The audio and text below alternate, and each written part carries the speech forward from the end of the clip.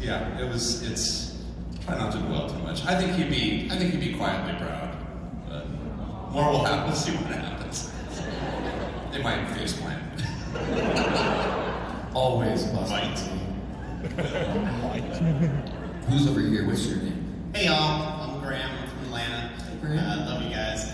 So my question is for Matt and Laura. A few episodes ago, the Traveler mentioned the possibility of traveling to different worlds in the Prime material. And I'm wondering what worlds would Jester the Traveler cause the most chaos in, like Greyhawk or Eberron or Realms? Where are you going to do the most damage? The best part was I looked over at Matt in that moment and there was a little green glitter still stuck under his eye. And he sparkled at me just like the real Traveler. Now, the glitter fight has been real for 2 days now. It's been an endeavor. Well, you can see it? Yeah!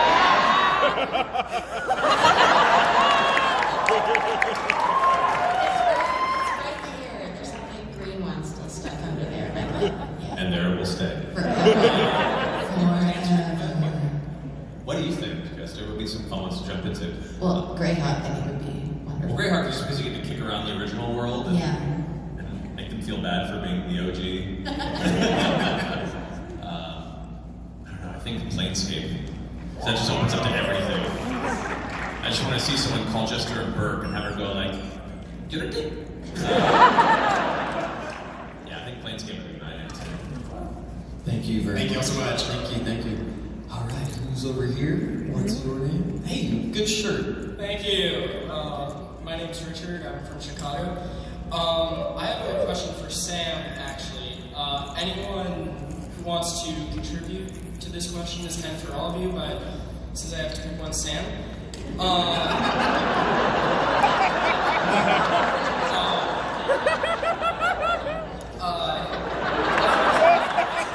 been talking, especially this one friend of mine, has this dream of one day wanting to go to LA and become a voice actor. Like, not a big one, just to try it out a little bit and like sort of dip his toe in the water.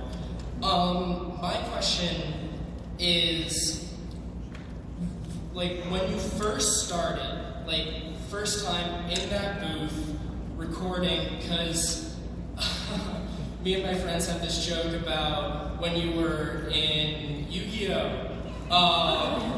Originally, and what was it like when you were in the audio booth that first time for like what was going to become like one of these major shows? Like how do you handle that? Like what was it like? Well, I'm very weird in that I've been acting since I was 6 years old.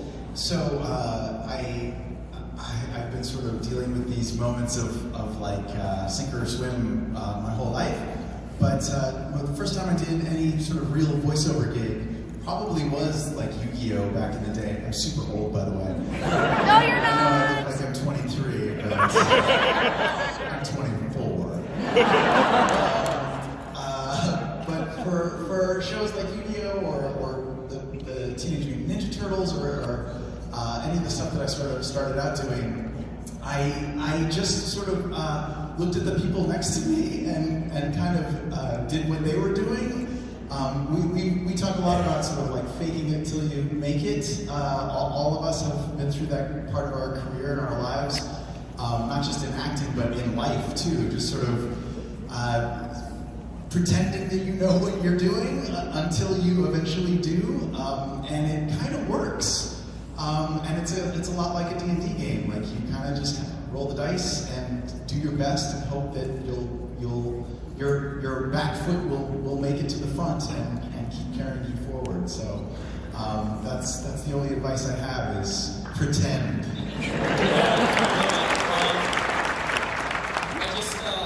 I want to ask my friends. He was asking if you can say your Yu-Gi-Oh! Live. No, he can't. Or he can, but he has to pay me $500. Yeah. Hey, I'm Yu-Gi-Oh! I don't remember. I was going to spare you that because I know you don't. My name's Mr. Yu-Gi-Oh! Oh, God. So bad. Your friend Brandon still owes me $500. What's your name, and who's your question for? Hi, I'm Jake from Ohio. Matt, when writing the Wild Mount Guide and expanding Dunamancy into this whole big thing, did it turn into a collaborative effort with the four of you? And what did they add to Dunamancy? Dunamancy kind of sprung from an idea while I was on my honeymoon in Croatia, and I was kind of building out the whole dynasty. Oh, that's one for Matt.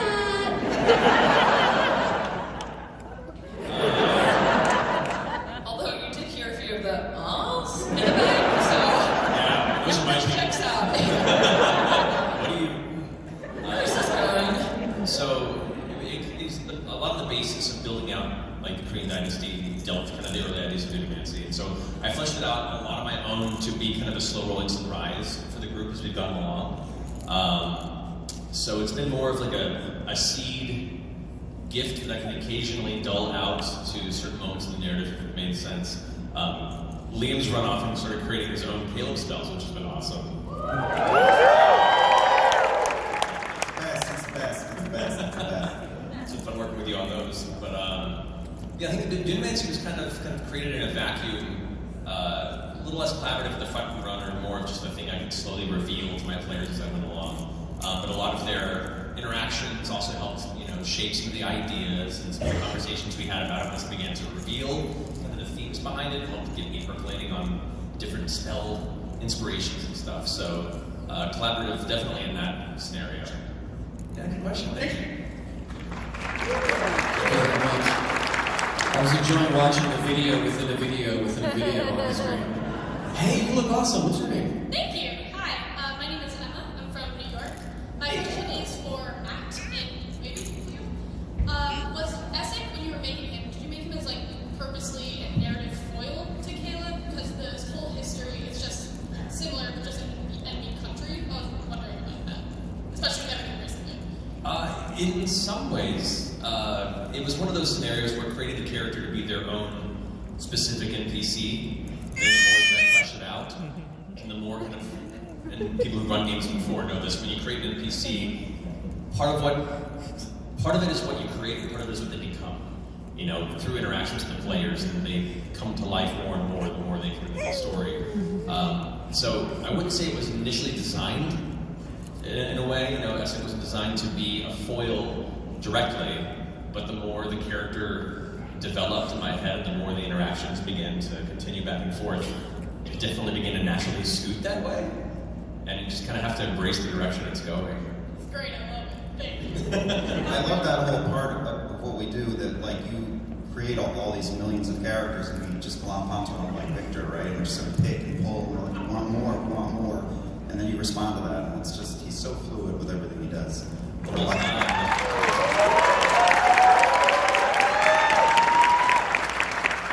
Essek comes into the picture, everyone's like, hot boy. I'm like, oh, he's complicated, y'all, but okay. You like All the hot boys. all the hot boys are complicated. Is that true, Telson? Yes, that's absolutely true. Thank you very much. Thank you. What is your name? Hi there. So I'm Max, originally from California, currently in Chicago. I will aim this at Matt. Anybody else wants to pick it up? You guys have not only created what is, in my opinion, one of the greatest modern pieces of storytelling out there right now. For all the storytellers. Just talking about English, by the way. You have also created what is, in my opinion, the greatest piece of escapism of all time. I know when I lost my dad a few years ago, I probably watched like 20 hours or 20 episodes worth in 2 weeks. So my question to anybody, specifically Matt, is it still escapism for you, even though it's your job and it's the thing you create? And if not, where do you escape to when you have to leave this plane? I mean, I'll jump into it. You guys can follow up on this. For me, and part of what's been so important to us as Critical Role has become something, whether or not we intended it to, and we're just still trying to catch up with it and guide it. Thursdays are still very sacred. No matter how busy the week is, no matter how messed up and on fire the world becomes, to all of us, as soon as like 6:30 on Thursday rolls around, we all get to kind of shed all of that anxiety. We get to shed all of that for a few hours and just be us around the table, telling a story and supporting each other and having a great time. And it's incredible, and I'm very thankful, and still kind of wrapping my head around the idea that something that's so important to us as friends is becoming so important to so many other people. Yeah. And that's why it's also so important for us to protect that. So that's my experience with it. I don't know about these guys. We also everybody hates missing episodes. Like if we're not, you can't be there for some reason, it's the worst. And we're real people with real lives, we have ups and downs, and I know that coming to that table on Thursday night, I can put it all aside and just be with my best friends and entertain each other. I would say it's more important than ever. We work really hard during the day, and I can say that at Thursday nights, like my shoulders fall down a little bit. I can turn off my brain. I can forget all the stuff that happened during the day or what I have to do tomorrow, and that might be why I'm so forgetful during the show. But it's certainly escapism for me, and I love slipping into that mindset and that character for 4 hours before going back to the regular grind. So I think it's more important than ever. Yeah. Hey, I got one. Well, come on. This is first.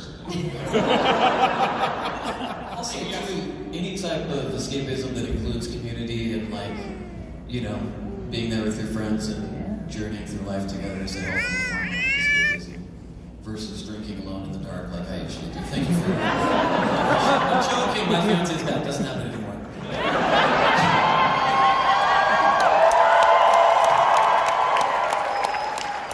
If it hasn't been critical role, the escapism has been started out. What's your name? Hi, I'm Ambrose from Jersey. Hello. Hello. How you guys doing? So this question is for Laura and Talisa. Gala-inspired outfits. On point, beyond compare. What was we know that we got some of the inspiration, like the snake attire for Caleb, but what was the process or the inspirations for the rest of the wardrobe? Gosh. Well, I mean, it's worth mentioning that can we talk about the private thing? Just offhand, I'm not going to really go into it.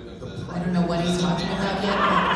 Yeah, there was ages ago, just amongst ourselves, we had a piece of art of everyone looking super fancy, but we couldn't remember it while you're up there staring at a wall. I think it was very different than what we described. Completely. Yeah. But I don't know, it just I love the idea. everyone just spoke to us. It just made sense. We keep them in line one at a time. Yeah, one at a time. And we were very back and forth with what we thought was appropriate. Very happy. Yeah. It was a yes and exercise. I will say, just to brag on you guys for a minute, because Table Left was fully convinced that you guys were going to come back with geometric shapes and Fun club kid scenario, which would have also been awesome. yes, I thought you were going to go the ridiculous route, but you went the genuine route, and it was so much better. It was so good. When we look at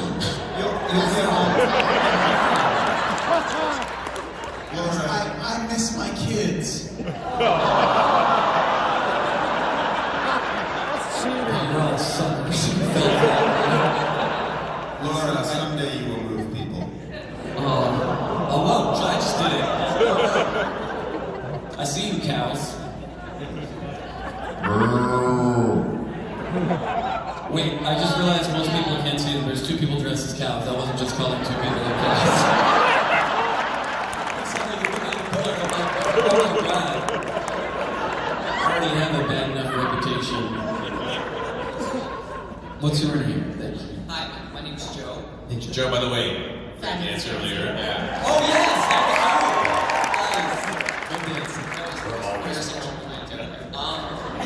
I have a question for Laura. It's very similar to the last one, so I apologize. How much restraint did it take to not make the most ridiculous gaudy outfits anybody's ever seen? Yeah, no, I think I just genuinely wanted to see everyone look really, really pretty, So it didn't even cross my mind to go. Kicking myself now. I know. The only one who sports hat And I even said it was a joke, and he still wore it. I thought it was for real. I wear it with pride. Thank you very much. Your own emotional journey that you went through with the hat was also pretty amazing. I have the emotional scars to prove it. Hey, what's your name? Hi. I'm very nervous. I'm sorry. That's okay. First, I just wanted to say that the show has done a lot for me in terms of dealing with depression and PTSD, especially Caleb, and as well as Bo. And I've also just been struggling a lot. I've recently come out as transgender.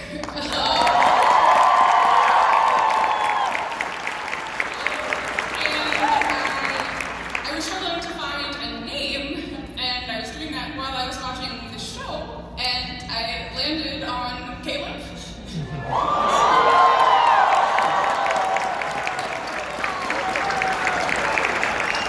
I wanted to tell you about the photo booth tomorrow, but I couldn't get it transferred to today, so so I did it here. But I do have a question, and it's actually for Ashley.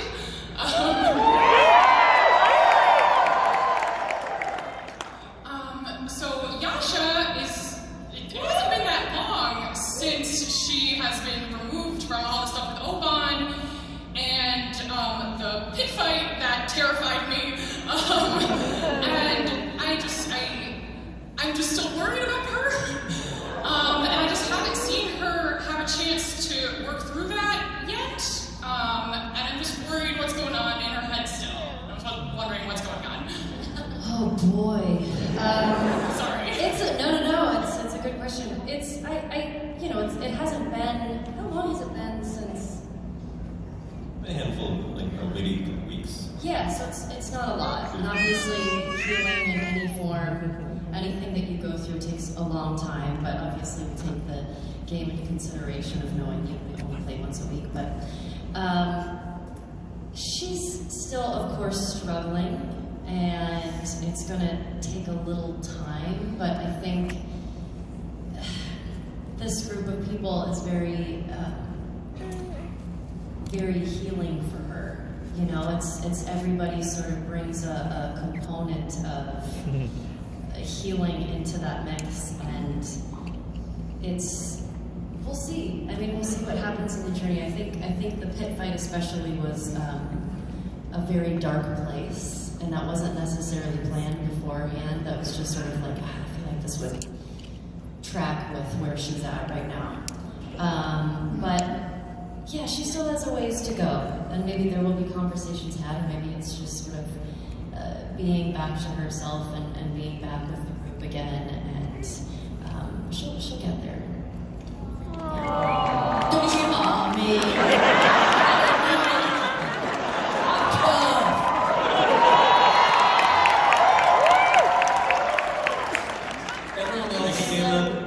Thank you so much. Everyone else soaked it up like a sponge, and Ash is like, fuck that. You look amazing. What's your name? Thank you. My name is Billy, and my question is for Travis. Taking into account Ford's high charisma, low wisdom, and small stature, would it be reasonable to assume his father is secretly scaling short halls?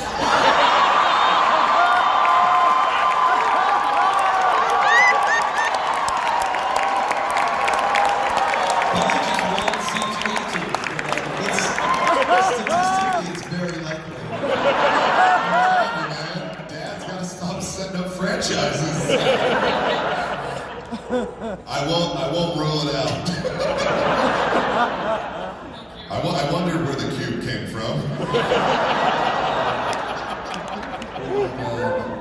I feel like in the older editions of D&D, there was a rule where like whenever you made a character, you'd roll, and there's a low % chance they'd have psionics.